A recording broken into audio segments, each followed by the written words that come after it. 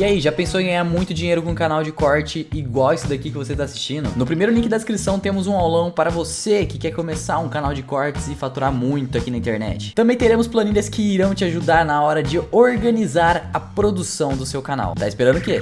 Da sala. Exato. É relativo, Porque várias né? outras se enfeiaram muito. Eu ia falar isso. Beleza relativa, Beleza né? relativa, exatamente.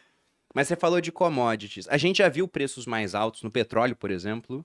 Chegou a bater $123 o barril em junho, agora tá menos de 90, ou seja, uma queda de 30%. Só que ainda é um preço de commodity alto que favorece países exportadores de commodities, como é o caso do Brasil.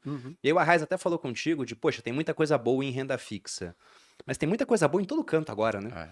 Eu acho isso impressionante. Eu faço uma analogia que é mais ou menos um caçador com aquela nuvem de patos passando. Nesse momento eu perco todo o público vegano aqui, mas é uma analogia útil. Porque pra onde você atira, você mata um pato. Porque cripto caiu 70%. Tudo bem que várias foram a zero, não era oportunidade, era risco. Teve cripto que saiu de nada pra $100 em coisa de 6 meses e de 100 pra zero em coisa de uma semana. Mas tem o Bitcoin, tem o Ether caindo bastante. Na bolsa, você tem várias empresas negociadas abaixo do valor patrimonial. O Banco do Brasil soltou um lucro recorde agora, incrível. E você vai olhar, é negociado por 70% do valor patrimonial dele. Você tem várias empresas de crescimento que caíram 90%. O Banco Inter, por exemplo, caiu muito. É uma empresa de crescimento que negocia abaixo do valor patrimonial hoje também. Que eu nunca esperei que eu ia ver na minha vida, porque o Nubank negocia 4 vezes o valor patrimonial. Lá fora, várias caindo. E, surpreendentemente, no momento onde o dólar ele estava subindo contra o real e agora ele voltou a cair. Está no patamar de mais ou menos 5,14, pelo que eu olhei agora. E eu não sei qual a tua opinião sobre isso, se é um bom patamar, se vai cair mais, se não, mas eu enxergo até a Bolsa Americana como atrativa, embora a nossa seja mais atrativa. Então, nesse cenário onde tudo está muito bom, para quem tem dinheiro, vale pontuar, porque tem gente que está quebrando por conta de dívidas mais caras. Como é que vocês fariam para aproveitar esse mix de oportunidades? Você Quer começar ou começa? Eu vou começar. É que eu vou falar Da do última eu dólar comecei. aqui. É que eu então gosto de falar do porque dólar. do dólar, já diria aquela frase do Edmar Baixa, que é um dos pais do Plano Real, né? Que inventaram o câmbio para que os economistas passassem menos vergonha nas suas previsões, porque erra toda hora. É um trabalho ingrato acertar para onde que o câmbio vai. Legal. E aí eu gosto de trazer um outro ponto. Tem essa simplificação que eu acho que realmente é difícil você acertar o valor do câmbio? É difícil. É fácil acertar o valor de uma ação para os próximos 3 meses? Não. É complicadíssimo. Então, quanto acertar o valor do câmbio? Para mim é isso. Eu tenho um macete pra isso. Aí você faz que nem o Santander uma vez, que Bota chegava uma um cenário margem binário. bizarra. Onde o dólar pode descer até 4 e até 8. Entendeu? Exato. Aí você vai estar certo ao longo do É. tempo, né? Então, eu sempre, quando eu trabalhava na mesa de operações, eu conversava muito com um economista, econometrista. Aí eu falei, cara, como é que você faz essas projeções de câmbio aí? Ele era top 5 e tal, né, do Banco Central, no Focus. Eu falei, cara, sabe qual que é o modelo aqui, econométrico, que traz o menor erro pro câmbio? Eu falei, qual? Ele falou, eu pego da semana passada. E ele já pegava da semana passada, jogava de projeção e tava lá no top 5.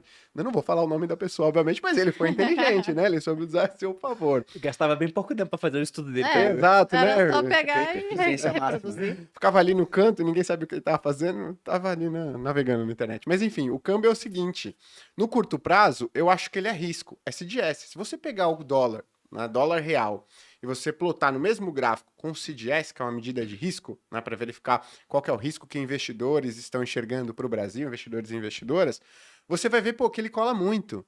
Então, pô, conforme você vai aumentando essa janela, no mesmo gráfico, poxa, deixa eu ver então em 6 meses, deixa eu ver em 12 meses, 24 meses, 36 meses, você vai vendo que essa correlação, ela vai sendo um pouco perdida. Poxa, então se essa correlação ela vai sendo um pouco perdida no longo prazo, o que explica essa correlação entre câmbio, né, esse movimento do câmbio no longo prazo? E aí eu entro com fundamentos. Existem fundamentos que determinam o valor de uma moeda, né? Para mim são 3. O principal para o Brasil, e aí, né, é diferencial termos de troca. Termos de troca é o preço dos produtos que você exporta frente ao preço dos produtos que você importa. Quanto mais alto está o minério de ferro que o Brasil exporta, né, pô, $100 a tonelada no minério de ferro, tende a entrar $100 por tonelada que a gente exporta. Se o preço do minério de ferro for para $200, pensa só, o Brasil vai gastar a mesma coisa para produzir a mesma tonelada de ferro, vai só que entrar o quando dobro. ele chega lá no mercado, entra o dobro de dólares. Isso tende a valorizar a nossa moeda.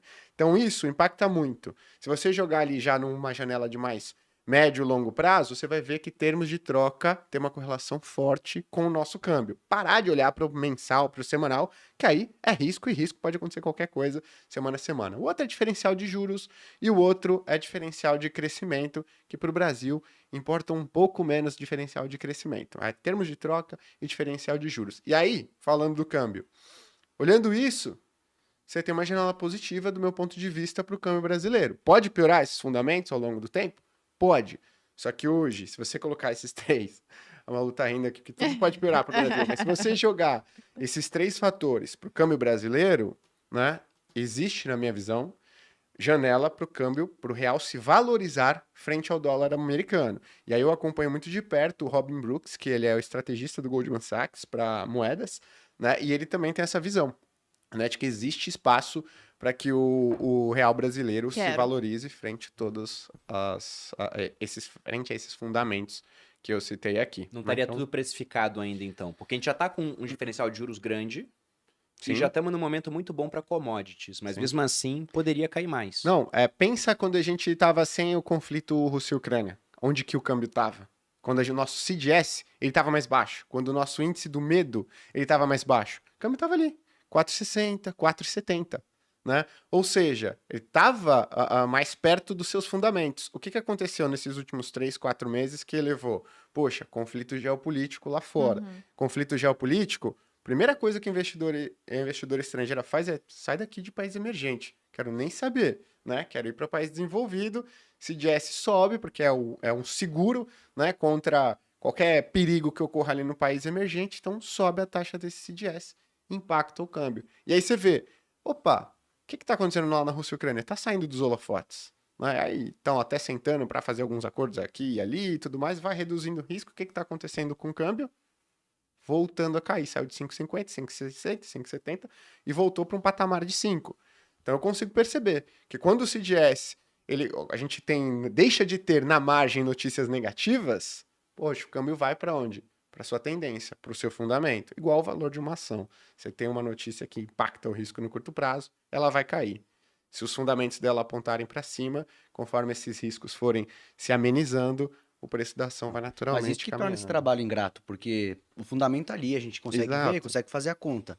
Mas para trazer um exemplo, a gente se aproxima de um período eleitoral e há uma sinalização de determinado candidato tá na frente e ele sinaliza um caminho fiscal pior, poxa, vai estourar o fiscal, vai romper muito o teto de gastos, isso aumenta essa percepção de risco que o Gui colocou, e aí afasta o câmbio do fundamento. Então, sempre tem alguma coisa que pode ir acontecendo no caminho que faz os especialistas em câmbio ficarem malucos ali, porque o fundamento ali, a conta faz você ver perspectiva de melhora, mas pode surgir algo no meio do caminho que bagunça o cenário. E tem muita coisa envolvida também, né? Porque você citou conflito de Rússia e Ucrânia, que mexe com inflação, porque mexe com commodity, que vai refletir em moeda. E tem um outro ponto também, que fazer previsões para algo que muda com o tempo e às vezes até sujeito à sua previsão é horrível. Não. Se a gente fosse aqui um bando de meteorologistas, a gente começa a discutir sobre o clima de amanhã, o clima não vai mudar por conta de uma discussão.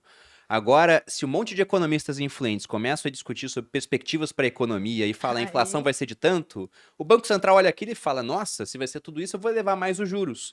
E a previsão deles vai estar errada, porque eles previram que iria acontecer, eles atuaram para que aquilo não fosse acontecer. Então é muito complicado fazer previsões para um sistema que reaja à previsão.